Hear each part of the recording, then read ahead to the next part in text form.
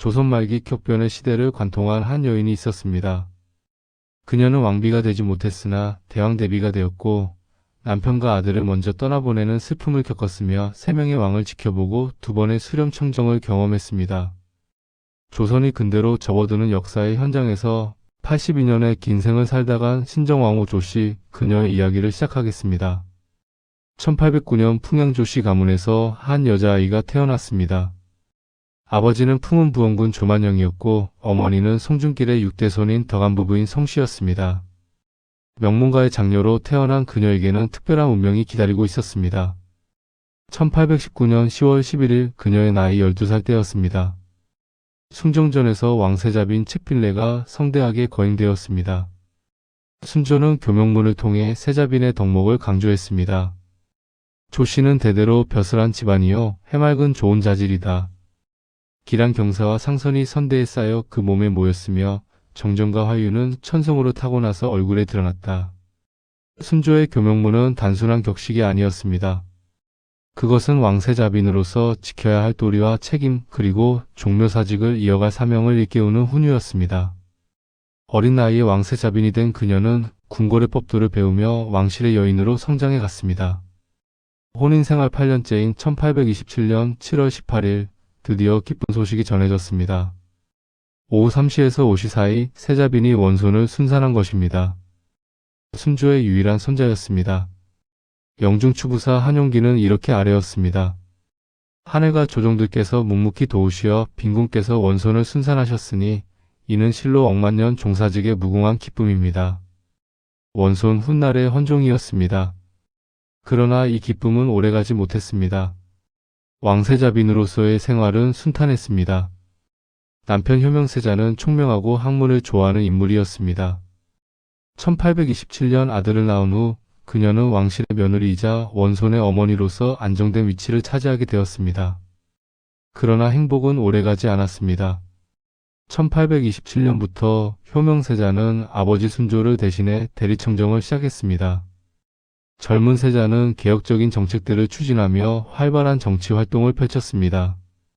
하지만 과도한 업무와 스트레스가 그의 건강을 갉아먹고 있었습니다. 1830년 비극이 찾아왔습니다. 대리청정을 하던 중 효명세자가 갑작스럽게 승하한 것입니다. 22살의 젊은 나이였습니다. 23세 젊은 과부가 된 그녀 앞에는 고작 3살배기 아들만이 남았습니다. 왕세자빈에서 세자빈으로 그리고 과부로 인생이 한순간에 무너져 내렸습니다. 남편을 잃은 슬픔도 컸지만 어린 아들의 앞날이 더욱 걱정되었을 것입니다. 같은 해 9월 아들이 왕세손에 책봉되었습니다. 순조의 유일한 손자였기에 당연한 수순이었습니다. 하지만 평온한 날은 없었습니다. 4년 후인 1834년 시아버지 순조마저 승하하고 말았습니다. 이제 그녀의 아들 8살밖에 안 된 어린 원손이 왕위에 올라야 했습니다. 헌종의 직이었습니다. 8살 아이가 왕이 되었습니다. 그 옆에는 27살의 젊은 어머니가 있었습니다. 하지만 실제 권력은 왕실의 최고 어른인 시어머니 순원왕후가 쥐고 있었습니다. 순원왕후는 대왕 대비로서 수렴청정을 시작했고 안동김씨 세도 정치는 더욱 공고해졌습니다. 신정왕후는 이 시기를 어떻게 보냈을까요?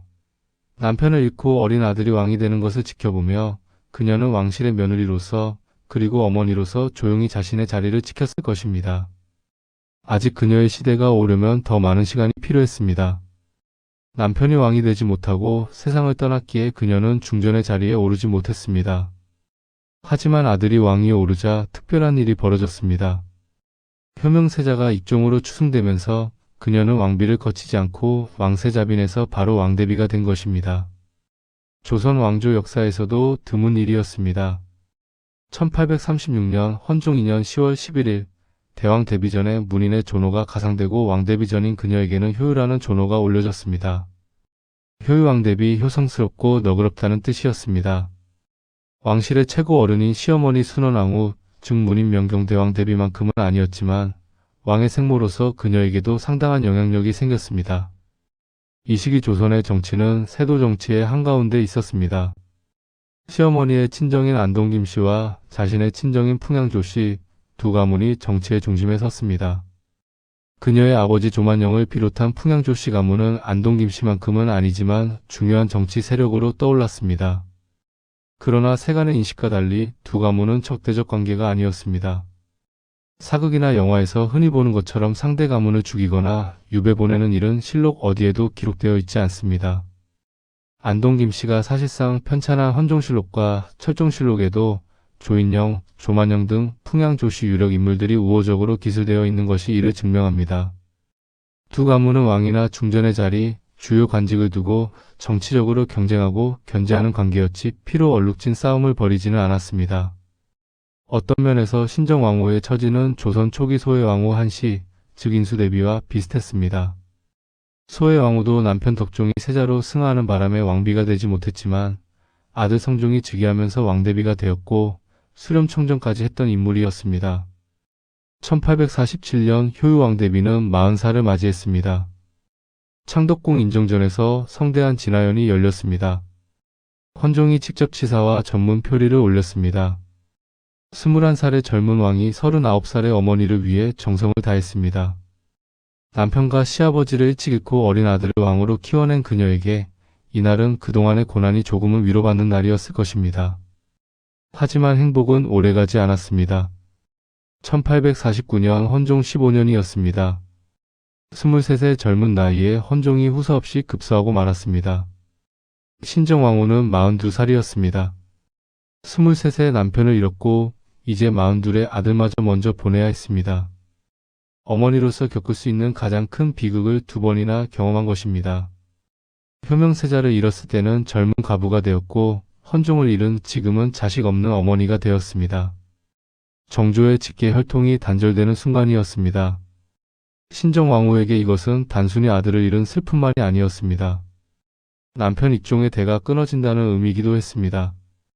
1827년 그토록 기쁘게 낳았던 아들, 순조의 유일한 손자였던 헌종이 후사도 남기지 못하고 세상을 떠난 것입니다. 왕실의 최고 어른이었던 시어머니 순원왕후가 나섰습니다. 그녀는 강화도에서 나무를 캐며 유배 생활을 하던 이원범을 불러들였습니다. 사도세자의 증손자이자 정계군의 서자였던 그를 순조와 순원왕후의 양자로 입적시킨 후 덕안군으로 봉하고 왕위에 옹립했습니다. 강화도령 철종의 즉위였습니다. 실록의 기록에 따르면 종사의 부탁이 시급한데 영묘조의 핏줄은 금산과 강화에 사는 이원범뿐이라고 했습니다. 당시 영조의 후손 중에는 철종과 그의 형제들밖에 남지 않았습니다. 왕실의 혈통이 얼마나 위태로웠는지 알 수 있는 대목입니다. 이때 신정왕후는 어떤 역할을 했을까요? 왕대비였던 그녀도 차기 왕을 논의하는 자리에 있었을 것입니다. 하지만 최종 결정권은 대왕대비인 순원왕후에게 있었습니다. 신정왕후는 왕실의 법도상 시어머니의 결정을 따를 수밖에 없었습니다. 철종이 즉위하면서 신정왕후의 처지는 미묘하게 변했습니다. 법적으로 철종은 순조의 양자가 되는 형식으로 왕위에 올랐습니다. 이것은 무엇을 의미할까요? 철종은 순조의 아들이 되고 헌종의 동생이 되는 것입니다. 따라서 신정왕후는 철종에게 형수가 되는 셈이었습니다. 복잡한 가족관계였습니다. 철종의 아내인 철인왕후는 신정왕후의 아랫동서가 되었습니다. 헌종의 아내인 효종왕후에게 신정왕후는 시어머니였지만 철인왕후에게는 동서였습니다. 나이로는 신정왕후가 훨씬 위였지만 왕실의 서열상으로는 중전인 철인왕후가 내명부의 수장이었습니다. 더 중요한 변화가 있었습니다. 권력의 중심이 완전히 안동 김씨로 넘어간 것입니다. 철인왕후의 친정이 바로 안동 김씨였습니다. 헌종 시기에는 순원왕후의 안동 김씨와 신정왕후의 풍양조씨가 함께 영향력을 행사했습니다. 하지만 철종시대가 되자 안동 김씨의 세도가 더욱 공고해졌습니다. 신정왕후는 여전히 왕대비였지만 아들이 왕이 아닌 상황에서 그녀의 정치적 영향력은 제한적일 수밖에 없었습니다. 시어머니 순원왕후는 대왕대비로서 여전히 절대적인 권위를 가지고 있었고 철인왕후는 중전으로서 안동 김씨의 지원을 받고 있었습니다. 신정왕후는 조용히 자신의 자리를 지켰습니다. 아들을 잃은 슬픔을 안고 변화된 권력 구조 속에서 왕대비로서의 품위를 유지했습니다. 하지만 그녀는 알지 못했습니다. 14년 후 역사가 다시 한번 그녀를 권력의 중심으로 부르게 될 것이라는 것을요. 1857년 철종 8년에 시어머니 순원왕후가 승하했습니다. 이제 신정왕후는 왕실의 최고 어른 대왕대비가 되었습니다. 철종이 순조의 양자가 되는 형식으로 즉위했기 때문에 철종의 아내인 철인왕후는 신정왕후의 아랫동서가 되었고 헌종의 아내인 효정왕후에게는 숙모가 되는 복잡한 가족관계였습니다. 6년 후인 1863년 음력 12월 또다시 비극이 찾아왔습니다. 철종이 후사 없이 세상을 떠난 것입니다. 실록에 따르면 당시 영조의 핏줄은 철종과 강화도에 사는 이원본뿐이었다고 합니다. 왕실의 혈통이 그만큼 위태로웠습니다. 물론 철종의 이복형 영평군과 은원군과의 종손인 익평군이 있긴 했지만 이들도 철종과 처지가 똑같았기에 왕위 계승 후보로는 고려되지 않았습니다. 대왕 대비 신정왕후에게 차기 국왕을 선정할 절대적 권한이 주어졌습니다. 당시 안동 김씨가 옥새를 확보했다는 설이 있습니다. 옥새와 내탕고의 열쇠는 내명부의 수장인 중전이 보관하는데 철인왕후의 친정이 바로 안동 김씨였기 때문입니다. 혹은 흥성군의 충고대로 철종이 죽자마자 신정왕후가 안동 김씨들이 옥새를 찾으려 들기 전에 미리 옥새를 확보해 두었다는 말도 있습니다. 하지만 옥새가 누구 손에 있든 중요한 것은 따로 있었습니다. 교지를 내릴 수 있는 권한은 오직 대왕 대비에게만 있었다는 점입니다. 신정왕후가 결정권자였던 것입니다. 이때 한 인물이 등장합니다. 흥성군이었습니다. 실록에는 그와 신정왕후 사이의 커넥션에 대한 명확한 언급이 없습니다. 하지만 야사와 여러 정황을 보면 둘 사이에 차기 국왕 자리를 놓고 비밀 합의가 있었을 가능성이 충분합니다. 흥성군은 신정왕후를 자주 찾아 친분을 쌓았습니다. 그리고 핵심적인 제안을 했습니다. 자신의 아들들 중 한 명을 익종의 양자로 삼는다는 조건이었습니다. 신정왕후에게 이것은 매우 중요한 의미가 있었습니다. 죽은 남편 익종의 대를 이을 아들이 생긴다는 것, 그것은 단절된 익종의 혈통이 다시 이어진다는 뜻이었습니다. 신정왕후는 동의했습니다. 그리고 흥성군의 둘째 아들 이명복을 선택했습니다. 1863년 12월 8일 중의당에서 역사적인 소견이 열렸습니다. 시임 대신과 원임 대신들이 소집되었습니다. 영중 추부사 정원용이 망극한 심정으로 아뢰었습니다. 신하와 백성들이 복이 없어 이런 망극한 병고를 당했으니 애통하고 원통하여 무엇이라고 아뢰어야 할 바를 모르겠습니다. 신정왕후가 답했습니다. 축지 못해 사는 이 몸이 차마 망극하고 차마 감당할 수 없는 일을 당하고 나니 그저 원통한 생각뿐이다. 지금 나라의 형세의 안위가 시각을 다투기 때문에 여러 대신들을 청해 종묘사직의 큰 계책을 의논하여 정하려는 것이다. 그녀의 목소리에는 피로와 슬픔이 묻어났을 것입니다. 21의 남편을 잃고 40의 아들 헌종을 잃었습니다. 그리고 54세의 철종마저 떠나보냈습니다. 평생 죽음을 지켜봐야 했던 여인이었습니다. 그러나 지금은 슬퍼할 때가 아니었습니다. 왕이 없는 나라, 그것은 곧 혼란을 의미했습니다. 대신들과의 논의 끝에 신정왕후는 최종 결정을 내렸습니다. 흥성군의 적자에서 둘째 아들 이명복으로 익종대왕의 대통을 입승하기로 작정하였다. 이렇게 흥성군의 둘째 아들 이명복은 익성군으로 봉해져 왕위에 올랐습니다. 훗날의 고종이었습니다. 그는 법적으로 익종의 아들이 되었고 따라서 신정왕후는 그의 법적 어머니가 되었습니다. 고종이 당시 12살에 불과했기에 신정왕후는 대왕 대비이자 고종의 법적 어머니로서 수렴청정을 시작했습니다. 동시에 고종의 친부인 흥성군은 대원군이 되어 집권했습니다. 조선 역사상 전례 없는 일이었습니다. 국왕의 생부가 살아있으면서 통치하는 광경이 연출된 것입니다. 이것은 매우 특수한 권력 구조였습니다. 명목상으로는 대왕 대비 신정왕후가 수렴청정을 하고 어린 고종이 왕위에 있었습니다. 하지만 실제로는 흥선대원군이 강력한 권력을 행사했습니다. 그렇다면 신정왕후는 단순한 허수아비였을까요? 결코 그렇지 않습니다. 그녀는 반계 혈통인 고종의 정통성을 확립하는 데 결정적인 역할을 했습니다. 신정왕후는 즉위 직후 중앙과 지방의 교서를 내려 고종의 정통성을 천명했습니다. 계책을 정하여 정교한 가운데 대통이라고 한 것은 큰 윤리를 말한 것이다. 정조, 순조, 익종, 헌종의 계통이 전해져 대행대왕에 이르고 주상께서 이어받았으니 어찌 두 계통이라고 의심을 가지겠는가? 그러므로 익종은 황고라 칭하고 헌종은 황영이라 칭하며 대행대왕은 황숙고 효종자라고 칭하라. 이 교서는 매우 중요한 의미를 담고 있었습니다. 고종이 비록 흥선군의 친아들이지만 법적으로는 익종의 아들이며 정조의 정통 혈통을 잇는 왕이라는 것을 명확히 선언한 것입니다.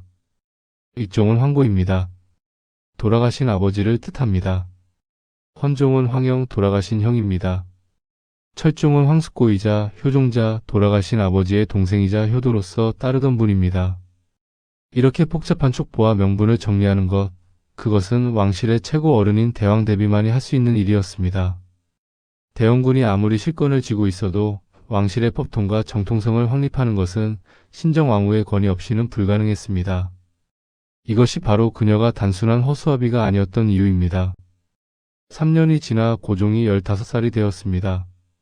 1866년 2월 13일 신정왕후는 수렴청정을 거두는 하교를 내렸습니다. 내가 미망인으로 지극히 중대한 책임을 맡은 지 어느덧 4년이라는 오랜 세월이 지나갔다. 예로부터 왕비가 조정해서 정사를 처리하는 것은 곧 나라를 다스리는 데 큰 불행이다. 돌이켜보면 나는 덕이 없으니 어찌 감히 옛날의 현명한 왕후들과 비슷이나 하겠는가? 겸손한 어조였습니다. 하지만 이어지는 말에는 확신이 담겨 있었습니다. 그러나 지금은 추상의 나이가 이미 장성했고 성상의 성품은 하늘에서 내려준 것으로서 슬기로운 지혜가 날로 발전하고 있으며 중요한 공무를 밝게 익히고 학문이 독실하니 모든 정사를 직접 맡아 처리할 수 있다. 15살 고종을 향한 격려였습니다. 동시에 이제는 친정을 시작해야 한다는 선언이기도 했습니다. 명목상으로는 고종의 친정이 시작되는 것이었습니다. 하지만 실제로는 흥선대원군의 막후 정치가 본격화되는 순간이었습니다. 그러나 신정왕후가 완전히 물러난 것은 아니었습니다. 여전히 흥선대원군은 신정왕후와 의논하여 새로운 개혁 정책을 수립했습니다. 그리고 고종의 입을 빌리거나 비만기를 내리는 형식으로 정책을 실행했습니다. 신정왕후는 조정 권력의 한 축으로 남아 있었습니다. 어떤 면에서는 대원군의 개혁 파트너였다고 할 수 있습니다. 흥미로운 기록이 하나 있습니다. 신정왕후가 자신의 친정인 풍양조씨에게 주려던 특혜에 스스로 반대했다는 것입니다. 이것은 무엇을 의미할까요? 그녀가 단순히 친정 가문의 이익만을 추구하지 않았다는 증거입니다. 바로 얼마 전까지 안동김 씨의 전행이 있었습니다. 그 모습을 생생히 목격했던 신정왕후는 자신의 친정이 같은 길을 가는 것을 원하지 않았던 것 같습니다. 흥선군과 손잡고 고종을 옹립할 정도의 정치적 감각을 가진 그녀였습니다. 무분별한 친정 특혜가 어떤 결과를 초래할지 충분히 알고 있었을 것입니다. 한 가지 흥미로운 질문이 남습니다. 고종의 혼인은 어떻게 결정되었을까요? 일부 야사에서는 흥선대원군이 신정왕후의 뜻을 거스르고 자신의 외가 쪽 친척인 명성왕후 민씨를 강제로 밀어붙였다고 전합니다. 하지만 이것은 왕실의 법도를 생각하면 거의 불가능한 일입니다.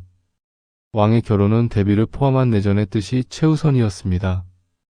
왕실의 최고 어른인 신정왕후의 뜻을 거스르고 대원군이 왕의 생부라는 이유만으로 며느리를 마음대로 정할 수는 없었습니다. 더욱이 법적으로 흥선군은 고종이 왕위에 오르면서 아버지가 아니었습니다. 고종은 익종의 아들입니다. 따라서 법적으로는 신정왕후가 어머니로 더 가까웠습니다. 명성왕후 민씨의 간택 역시 신정왕후의 승인 아래 이루어졌을 가능성이 큽니다. 아마도 흥선대원군과 신정왕후가 협의하여 결정했을 것입니다. 둘은 고종을 왕위에 올리기 위해 손을 잡았던 관계였습니다. 그 파트너십이 며느리 간택에서도 계속되었을 것입니다. 최익현의 세 차례 탄핵 상소로 흥선대원군이 실각한 이후 고종과 명성왕후는 아버지이자 시아버지를 내쳤다는 비난을 잠재우기 위해 신정왕후를 매우 극진히 모셨습니다. 그들은 자신들이 대원군이 아닌 신정왕후의 아들과 며느리라는 것을 보여줌으로써 정통성을 강화하려 했습니다. 법적으로 흥선군은 고종이 왕위에 오르면서 아버지가 아니었습니다. 고종은 익종의 아들이므로 법적으로는 신정왕후가 어머니로 더 가까웠던 것입니다. 왕실의 법도상 왕실의 최고 어른인 그녀의 뜻을 거스르고 대원군이 왕의 생부라는 이유만으로 며느리를 멋대로 정하는 것은 거의 불가능했습니다. 1884년 갑신 정변이 터졌을 때 신정왕후는 궁녀들에게 엎여 여기저기로 피해 다니기도 했습니다. 이미 70대 중반의 고령이었던 그녀에게는 큰 시련이었을 것입니다. 신정왕후는 당시로서는 매우 장수한 인물이었습니다. 그녀는 조선이 근대로 접어드는 모든 과정을 지켜보았습니다. 1876년 강화도 조약으로 조선이 개항했을 때 그녀는 68살이었습니다.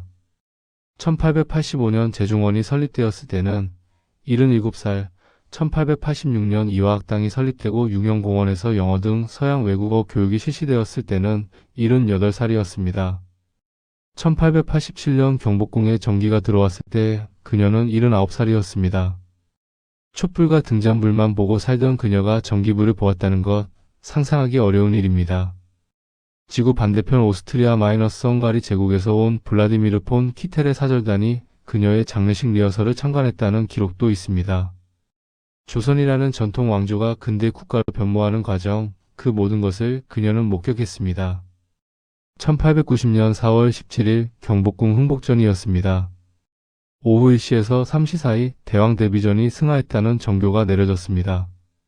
효성이 부족하여 오늘 미시에 대왕 데뷔전께서 흥복전에서 승하하셨다. 망극한 슬픔을 어찌 말하겠는가? 81살의 나이였습니다. 1809년 태어나 1890년까지 82년의 생애였습니다. 그녀가 살아온 세월은 조선 왕조의 쇠퇴기이자 근대로의 전환기였습니다. 신정왕후의 3년상을 치르는데 전화기가 사용되었다는 이야기가 있습니다. 전통과 근대가 교차하는 시대였음을 보여주는 일화입니다. 시호는 신정이었습니다. 백성들이 이름할 수 없는 것을 신이라 하고 원대한 계책을 성취한 것을 정이라 한다고 했습니다. 그녀의 능은 현재 경기도 구리시 동구릉 경내에 있는 수릉입니다. 남편 문조와 합장릉의 형식으로 함께 묻혔지만 특이한 점이 있습니다. 세자로 승하한 남편과 달리 대왕 대비로 승하했기에 일반적인 조선 왕릉과 달리 남편보다 더 높은 위치에 안장되었다는 것입니다. 세자빈에서 인수대비가 된 소외왕후 한씨와 동일한 케이스였습니다. 신도비에는 이렇게 새겨져 있습니다. 조선국 익종대왕 수릉 신정왕후 부. 부자가 아닌 부 오른쪽에 부장되었다는 뜻입니다. 신정왕후 조씨의 삶은 해경궁 홍씨와 닮아 있습니다.